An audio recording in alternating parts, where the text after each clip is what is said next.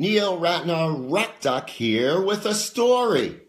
So recently, I spoke about Fleetwood Mac's most successful album, Rumors.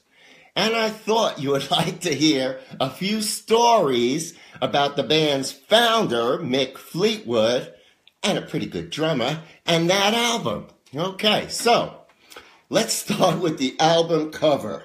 I don't know how many of you really looked closely at that cover, but you don't have to look too closely at the album cover to see what looks like two balls hanging down from Mick Fleetwood's crotch. Well, that was not a spur-of-the-moment boyhood prank by Mick, but something that went back to one of the first Fleetwood Mac gigs. The balls were made of wood and were originally attached to a chain on the toilet. Now, according to Fleetwood, and I quote, "I must admit, I had a couple of glasses of English ale and came out of the toilet with these.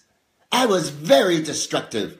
I ripped them off the toilet and had them hanging down between my legs. In truth, I started off as a blues player. The whole ethic of a lot of blues music is slightly suggestive, might I say, and suitably, I walked out on stage with these two laboratory chains with these wooden balls hanging down, and after that, it just stuck." All right. But that wasn't the only sexually suggestive item Fleetwood brought to gigs. For years, he placed a dildo, affectionately known as Harold, on top of his bass drum, and it became sort of a mascot during the Buckingham Nicks incarnation of the band. But all good things come to an end, and according to Mick, and I quote again, Harold's showbiz life came to a crashing end at an American Southern Baptist college, where we were very nearly arrested for his performance. Poor Harold was too much for them, and much to my wife's chagrin, he ended his days on show, sitting on our pine corner cabinet. So, now I'm going to finish talking about the drum beat on the song Go Your Own Way. Lindsey Buckingham had been talking to the album's producer, Richard Dashut, about how much he admired the syncopated drum fills Charlie Watts played on Street Fighting Man.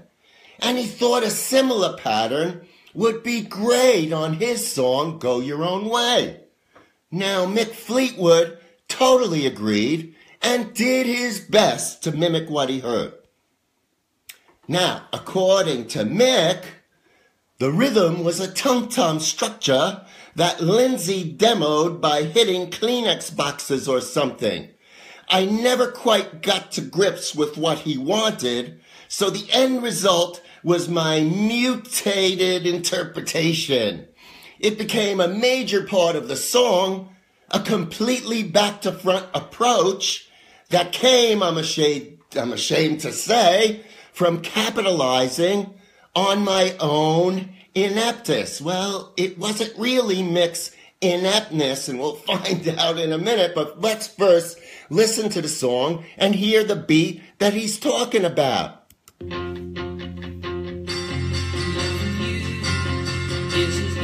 Here it comes.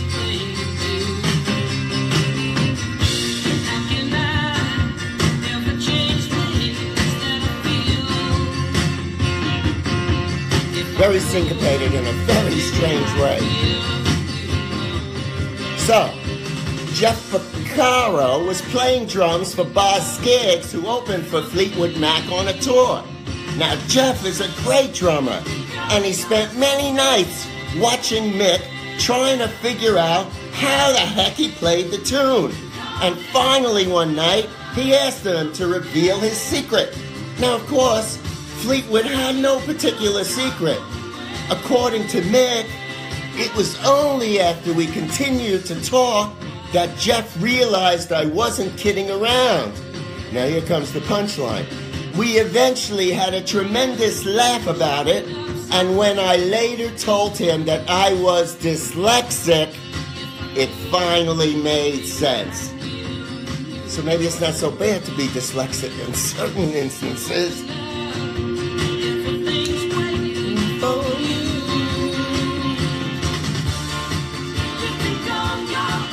All right, that's my story.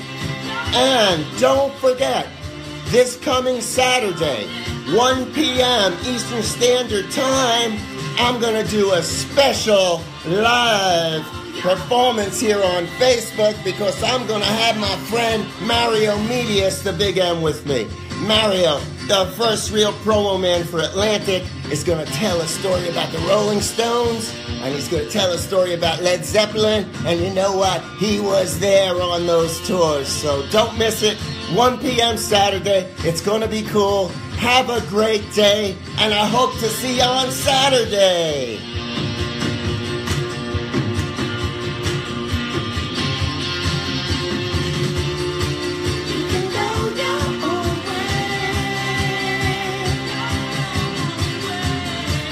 See you Saturday.